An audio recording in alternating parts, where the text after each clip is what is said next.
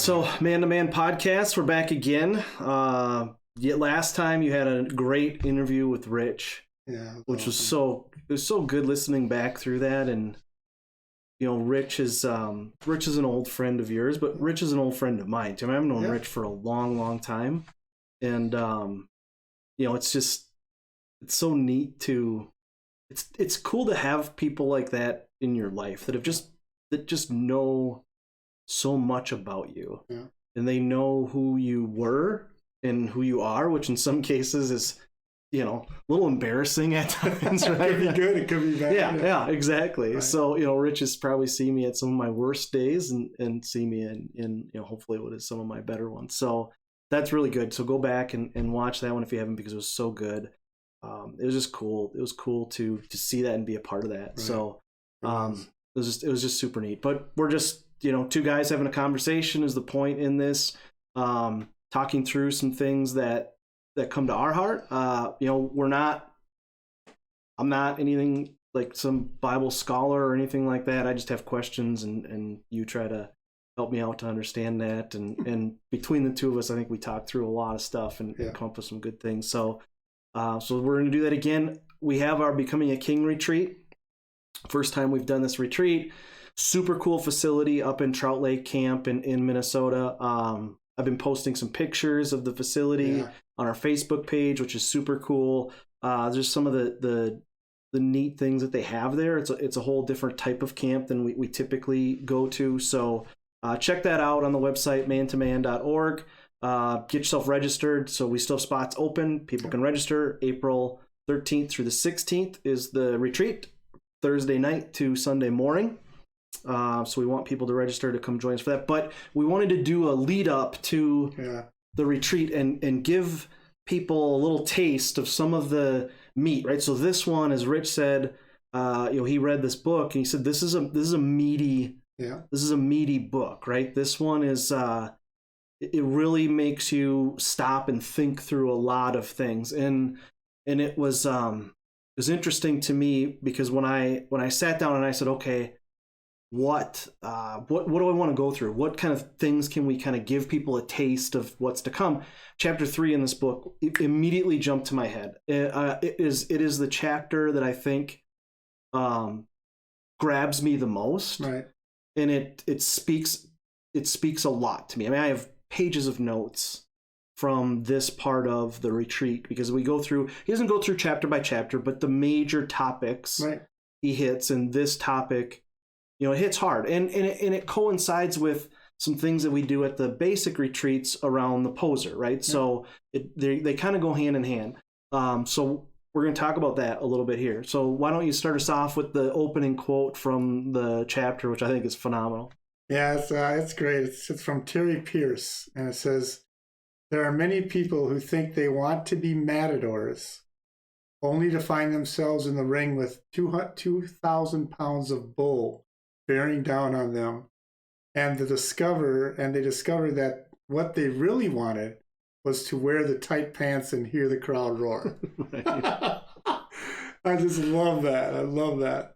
It's a great descriptor, right, of just in general this idea of, hey, this is what I want, I think. Right. Then you get there and you go, oh, there's a lot of things that I didn't take into account here. And the chapter goes on to talk about the one thing that I'll just read the quote, right? "Our masculine heart, the truest us, created in the image of God, is always at every moment being expressed and operated through either the true self or the false self." Right. And that's what the chapter basically is about, is breaking down what is the false self. Right. Let's understand what that is. And that quote, I think, explains it perfectly, right? Like, hey, I want to be a matador. It would be cool. Right. Then you get in there and you realize I could die. Right. But this thing wants to kill me. Right. Right, or it reveals to you really what you wanted to be. That's it. Right. You wanted to be seen by the crowd. You thought a matador looked sexy in his tight pants. Yep. I mean, that was the revealing of the false self. Yeah. When it comes to that quote, that that thought, and yeah, because what you thought in your head, you forgot, like, hey, these matadors they have courage, they have training, right. These guys there's a lot of things that they have besides a cool hat and tight pants, right, and a sword to cape. That's what you were thinking that you saw. It reminds me of when you're a kid and you're like, boy, I want to be a fireman. Do you though? I mean, really? They don't just drive around in trucks and wear boots and these guys are, it's dirty business. Oh yeah. That's the interesting thought about a true self and a false self, because Morgan says in the book, he says, 2 of our core needs are for loving relationships and meaningful work. Right. And when you think of the false self feeds the self. Mm-hmm.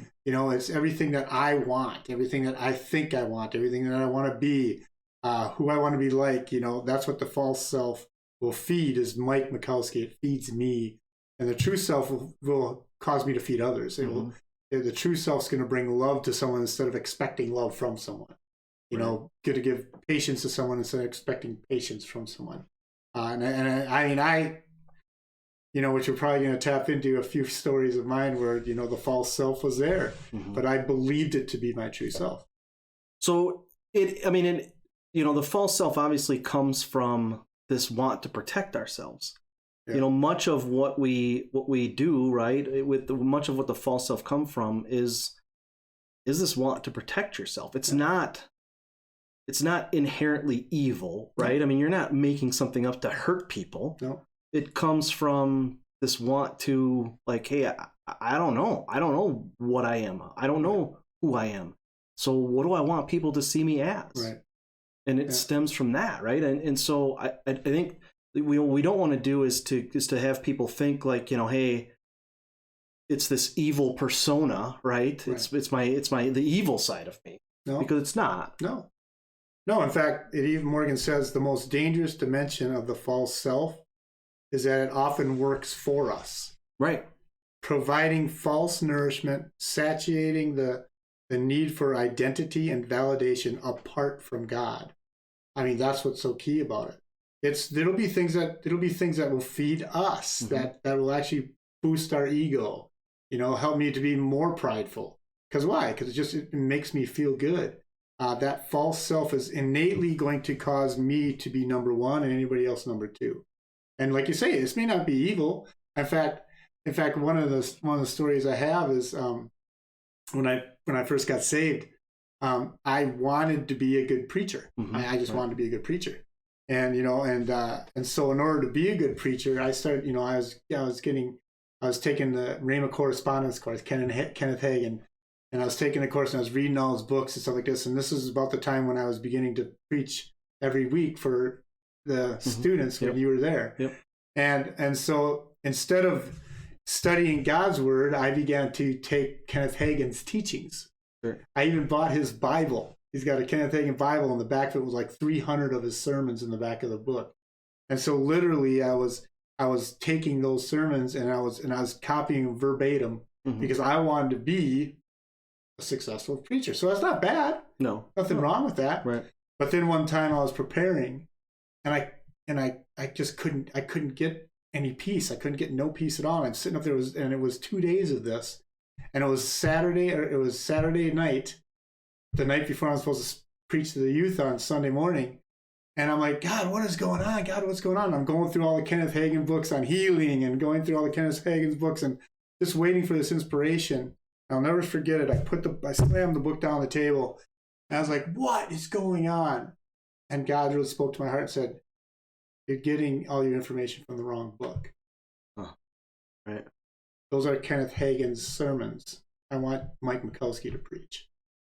And so you're right. It was that false self of me wanting to be a Kenneth Hagin. I wanted to be as good as him. And literally God confronted me like, that's not who you are. Right. That's a false self. Right. So and you did that again for good. In your mind, there was a good purpose for it, right? Like I want to give the youth a good service. Yeah. I want to impact lives. I want to, I don't feel like I have the ability to do it, so I'm going to go to somebody that did, right, or that does. for good reason. Yeah. It wasn't, again, some malicious intent. Right. Which I think is important, because I think that we can really get ourselves away with, well, hey, I'm not an evil person. No, you're not. No. Not necessarily. I mean, No. some people might be, but probably not if you're watching this. Right. I think the big part, Denny, is where he says a validation apart from God. Right. If you're getting validation apart from God, right, then it's the false self. It's the false self. Exactly. And he uses the example of Adam and Eve in the chapter, right, where he says Adam, after they ate the fruit, Adam realized, oh crap, right, I am now apart from God. Yeah. He was separated from that way. And so what did he covers himself up, puts on fig leaf, invents the first ever false self, right? I'm naked and I need to cover up. Right. And God says, like, who told you were naked, right? This false self told him that. Yeah. And so again, it's not some, you're out hunting babies, right? I mean, it's literally, you are trying to cover up what you see as a problem. Right. You're developing yourself. It happen careers. I think that's a big area with guys. Oh yeah. That I see Success, it, right? Yeah, sure. Because you find a little, for me, that's a good one for me, right? That was a very specific one for me, is I found a little success in work, and and I could sell. I realized, man, I can sell. And so I found, and then suddenly it became, now I have to exemplify that. I have to talk like that. I have to dress like this. I have to go out afterwards and explain to everybody how great I am. I have to, I have, everything I do has to exude this, look at how successful I am, right? Because I achieved this, right? And there was some achievement that was there, and and again, I'm providing for my family. I'm successful in my career. There's nothing wrong with those things, right. But then to live apart from God in that, because I did, it turns into this, again, this raising up of myself, and willing to step over other people and not care who I hurt, and hey, with my family, I have to go do this because it's important for my career. So you have things that you need. Well, Dad's busy this weekend. Yeah. Or I'm home and I'm tired because I worked all day, and so I deserve for you to leave me alone while I rest. Yeah. Even though you want some part of me too, because you're my son and you should want part of me, right? Right. I don't have that to give to you because I am the successful person that now needs rest to go back and be successful again. Yeah, I mean, that statement that Morgan says in his book, any strength expressed through the false self becomes a liability. Right. So it's a strength of yours. Yeah. But when you again, that whole thing, you're either operating on the false self or the true self at all times. At all times. So a strength expressed in the false self is a liability. Yeah. Can be the same strength expressed in the true self, which can be a positive. Positive for others, yeah. Right. Exactly. Yeah. So how do you, I mean, this can be, this whole thought can be, I mean, what this does to me, I'll put it that way. Okay. What this chapter does to me is it makes me question everything. What am I operating out of at all times? At all times, yeah. Because it scares me. How does it scare you? I don't want to operate in the false self. Right. And I don't know, because I've created this persona to protect myself. I want to know, at all times, this chapter scares me because I don't want to operate like that. Right. In the false self. It's dangerous. Yeah. And it doesn't help me or those around me. Well, and that's how you know it's the false self. Right. I mean, for example, for another example was, when Carrie and I, after I got saved and when I first got married, Carrie's just an incredibly intelligent person. She just is. She's always been just crazy smart, crazy intelligent. And so the false self of me, every time I was around her, I wanted to present myself as smarter than her. Right. Right.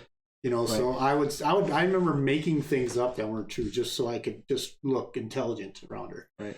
So every time she would question me, or every time she'd be like, "Are you sure that's right?" This thing inside me, this false self, this angry, like, who the do you think you are? Mm-hmm. Questioning my intelligence, right? That false self. How do I know it's false self? Because it was at her. It was right. It was putting the blame. It was causing her to be the accuser. And she was just trying to make it clear what I was trying to say. She wasn't accusing me of being stupid, Mm-hmm. but that immediate thing, and that's from the little boy inside me. That's from me trying to measure up to my brother TJ, who was younger than me, and he went through nuclear engineering in college. Right. We'd literally be playing Matchbox cars out on the outside, and it never failed. I always ended up working for him. Sure, right. So he would create his little house, and his house was always cooler than mine. And so I became his mechanic. This was at, ages of 10, 7, 8, 9, 10, 12 years old. Why? Because I always was trying to impress or prove myself to others. And that worked its way all the way through my life. I can see that false self, right? Right. Instead of being Mike, who I truly am. Now, that doesn't mean I'm not smart, but the point is that I always wanted to present that false self. And then that's when God did another thing for me, where I put on that first event that you remember as a kid, when you were in my youth group, and it was an evangelistic event, and we rented out this thing in Stillwater, and we had about 200 kids come. We gave away a car. Now I was going to preach this evangelistic message, and when I came to ask for kids to come up, nobody came up. Yep. I don't know if you remember. I remember him. And I was so distraught that we got done and closed it up, and I left. Mm-hmm. I got in my car, and I drove my car into the middle of the field off of Highway 36 and was just weeping, just bawling. And I'll never forget, I kept saying to myself, I'm never going to be like a Kenneth Hagin. I'm never going to be like a Fred, Joyce Myers and all those back in my day. And then I'll never forget it. After I came back, we wrapped everything up, and I went home, and I pushed in a cassette tape. Yes, a cassette tape. Yeah. And it was Eastman Curtis. Sure. Remember Eastman Curtis, that evangelist? Yep. It was Eastman Curtis, and I put it in, and I hit play.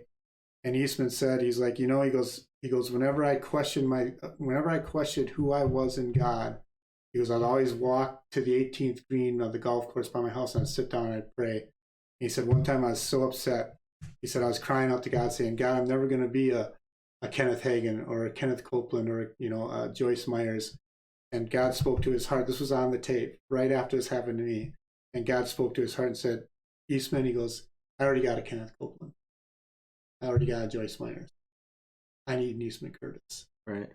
And that was God's grace again, pushed me back towards him, because I stepped off in the false self, wanting to be like.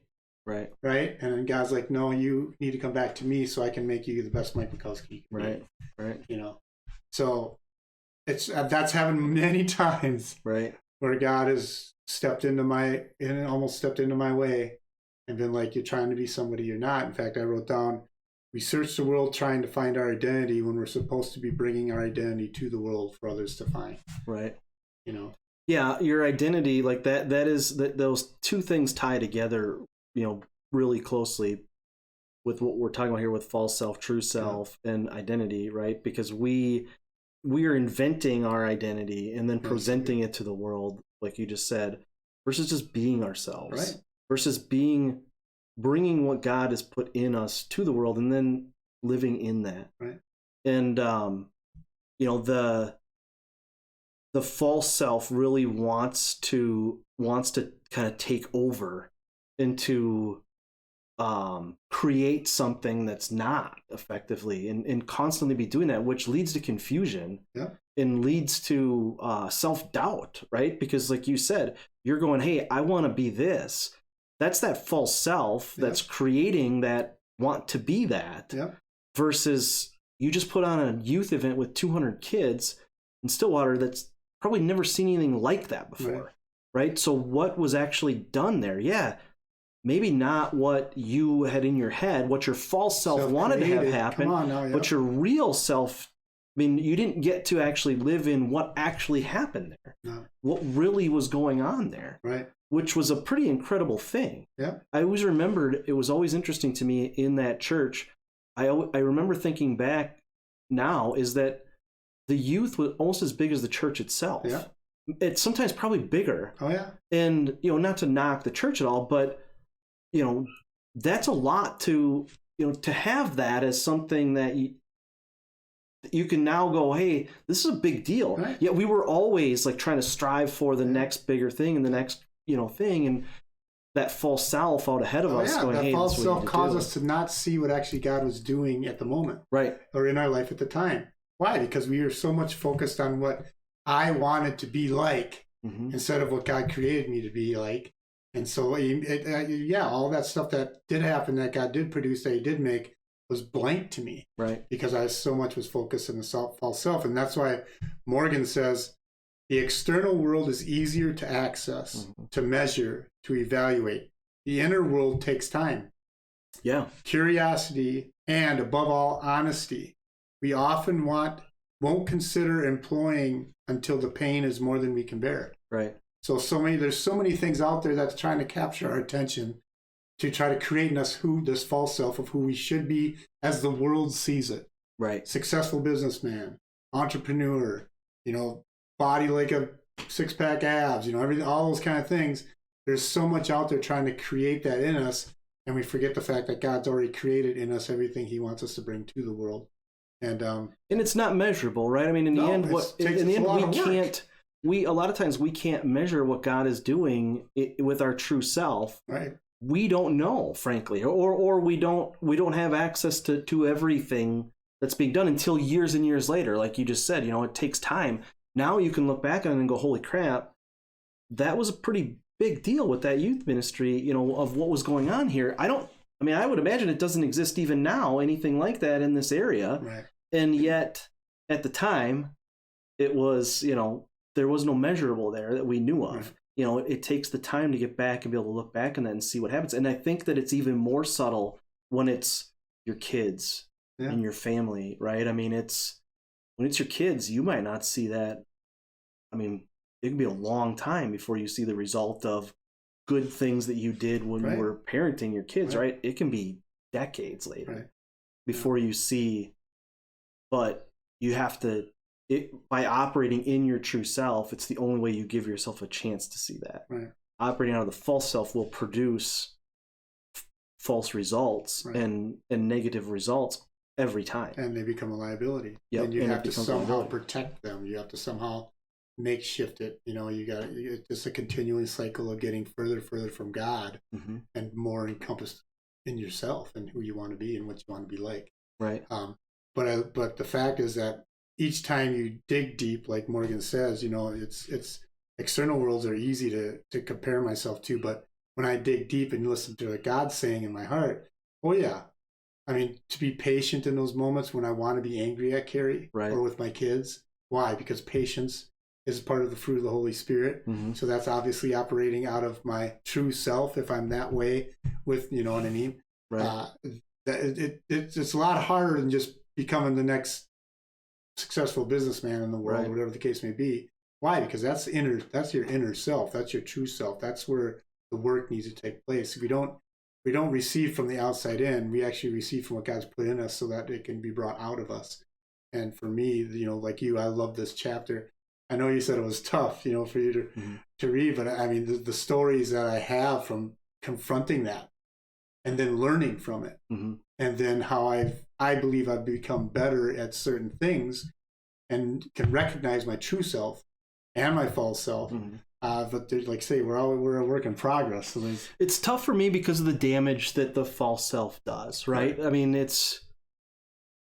the false self damages other people, and in my life, the false self has damaged, the people that I love the most, right? And the people that I have, that are my closest relationships. It has caused damage with my kids and with my wife. It's Morgan tells the story in the book about him and his wife, and it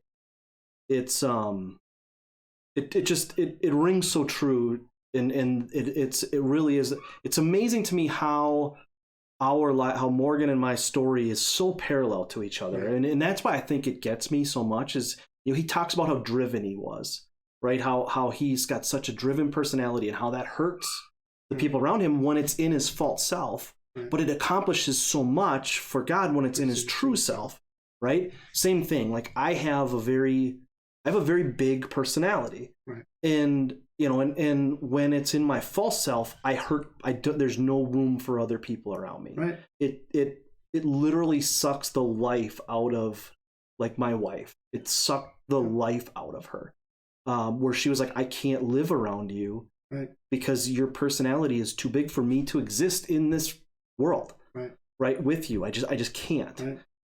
In the true self, that personality allows me to do things like this, or to reach out to guys and be able to feed into other guys' lives and be able to, speak truth and honesty into them, because I don't need the validation from them. Right. And so, being able to take that false self and use the same things that are positive in the true self is so important to not hurting the people around you. Right.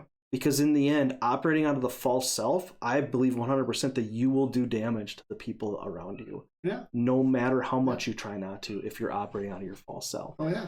And it's a sobering. Oh yeah. It's a sobering chapter to me, because I lived so long operating out of that false self. Yeah. And and sitting in your backyard watching that come crumbling down, and realizing, like, holy crap, this thing that I've built up for everyone to see, it's just hurting the people around me. Right. And then to totally turn that the other direction and go, no, I need to use that to help the people around me. So this is the flip side of that, is operating out of the true self. Last night, great example, good story, just from last night. God, this is great. Like, this is what God does, is he provides me a great example just last night. So me and the boys and I are gonna go skiing tomorrow. Yeah. So we're getting all of our stuff together, and we're missing a glove and a pair of goggles, right? So 1 out of 2 gloves and 1 out of 3 pairs of goggles. Like, we're missing this. And I'm like, guys, Josiah, we need your glove. Caden, we can't find your goggles. Where are they? Both kids are like, well, I had them here, right? Like, somehow the theory is that somebody broke into my house to steal 1 glove and 1 pair of ski goggles, because they were put in the correct place by the kids, right? And now they're gone. So clearly someone came in and stole 1 glove, not 2, the other one was there, and 1 pair of goggles. So that's the working theory. Again, out of the false self, like, I feel myself getting ready to just, like, guys, that's such a ridiculous, like, right? Right. So, but I didn't. I stopped, took a long, deep breath. Success finally, right? Once in a while I get it right. Took a deep breath and was just like, hey guys, here's the deal. We're going skiing on Tuesday. We need to figure this out. Either we find this stuff or we come up with an alternative plan. But one way or another, we're going. So let's put our heads together. Let's figure this out, and let's figure out how to make this happen. I'm going to continue to get together the rest of the stuff. You guys work on trying to find this. Josiah goes out to the car to try to find his glove in the garage. Caden goes down to his room and starts rummaging through stuff. We come back together after about 10 minutes, still have no glove and no goggles. And so I said, hey guys, here's the deal. We have another opportunity on Wednesday to do this better. Okay, so this is on me as well, because I didn't organize this stuff and keep it all together. It's on you guys for helping me to do that. Right. So when we get home on Wednesday, we're going to do this better. When we pull into the driveway, it's not every man for himself, gotta go. It's get everything out, make sure we have everything, get it organized, get it put away. I went and found a big old duffel bag. I said, we're going to put all of our ski-specific stuff in here, because when we need it all at the same time. So it goes in here. We'll have it always in here. So we came up with this great plan, and I said, all right, let's just call it a night, and we'll figure out what we're going to do later. I said those words. I went down a flight of stairs, down a second flight of stairs, and at the bottom of the stairs I had taken out all of our ski boots, and one of those boots was Josiah's snowboarding boots sitting at the bottom of the stairs. So this took all of about 25 seconds. And because I'm standing on the stairs looking down at the boot, I can see down into the boot something is in there. And I reach into the boot and I pull out a glove and a pair of goggles. Nice. And so the whole time it was there. Yeah. Josiah took out his boots and didn't see it because he wasn't looking from that perspective. He couldn't see it. But so God just, and so I called the boys back and I'm like, guys, here's the deal. One, we didn't lose this stuff. Yeah. You guys did a good job of putting it in a place that we can find it later. Now, maybe not the right place, but a place that we can find it later. Two, we didn't get upset. Josiah, you're not mad and all pissed off because you don't have a glove. Caden, you're not freaking out and crying because you don't have goggles. We figured it out. We can't. Everyone's okay. We're not yelling at each other. We're not mad. This is operating in that personality out of the true self. Is now we get to have a good time. We get to go, and God rewarded that with like, hey, here's the stuff. Here's the stuff. I'm going to show you where it is. Like 25 seconds after we have this conversation, we find the stuff. And now we're ready to go, and we're going to have a good time tomorrow. And so this is what's so cool about that. So you were the father in both situations. Right. You could have been on your false self and said, well, you guys are screwed. Guess what? You're going to be without goggles, man. You probably didn't put them away. Too bad. Face is going to freeze. Hands are going to freeze. Guess you'll learn a lesson. You should have been taking care of your stuff better. False self. Yep. Instead, you chose, guys, let's work together at this. You chose the true self. That's a perfect example. Same father, different self. Right. Different self. And the amazing thing is that, and here's the key, I think, to all of this, and maybe, to kind of wrap us up here, you can give us the final, quote you have there. But the key to all of this is I didn't think about it. I didn't have to stop and go, okay, how do I respond to the kids that's going to be positive and that's down the road? It comes from the way that what I've put into, what I've fed into. It's come from reading this and understanding and putting this into action over the last couple of years that we've been together in walking through this is it's my focus is on God. What's in me is God. What's in me is the want for God to operate, for me to operate within what God has for me. Yeah. That's what it stems from. Not some sort of colossal transformation magic trick. Yeah. All of a sudden, 15 steps to freedom, right? Yeah. Yeah, I mean, it took just what Morgan says. It takes time, curiosity, and above all, honesty with what's going on inside of us. That's a great example. And the scripture that came to me, Denny, which we can, the scripture that came to me is Philippians 2. And Philippians 2 has always been one of my favorite scriptures because it talks about the attitude of Christ. And I love it. It says, is there any encouragement from belonging to Christ? Well, you are encouraging to your kids. Any comfort from his love? You're comforting your kids. Any fellowship together in the Spirit? Are your hearts tender and compassionate? Then make me truly happy by agreeing wholeheartedly with each other, loving one another, and working together with one mind and purpose. Don't be selfish. Don't try to impress others. Be humble, thinking of others as better than yourselves. Don't look out only for your own interests, but take an interest in others too. You must have the same attitude that Christ Jesus had. Though he was God, he did not think of equality with God as something to cling to. Instead, he gave up his divine privileges. We give up our privileges. We give up our wants. He took the humble position of a slave and was born as a human being. When he appeared in human form, he humbled himself in obedience to God and died a criminal's death on the cross. And this is what I love. Therefore, God found the goggles. And right? No, it's not what it says. But therefore, God elevated him to the place of the highest honor and gave him a name above all other names, that the name of Jesus every knee should bow in heaven and on earth and under the earth, and every tongue confess that Jesus Christ is Lord, to the glory of God the Father. That's what happened to you. Right. You worked out of your true self. God honored that, delighted in that, and had you find those things. I truly believe that. For sure. I do too. I agree. Yep. So I think that, obviously, again, just giving guys a little bit of a taste of what is coming with becoming a king and learning more about false self, learning how to operate in true self. This is what we want for everybody. That's what we want people to come, and we want guys to come and to be able to be a part of this. Amen. And so register. It's open on the website. It'll be linked in the description here. Yep.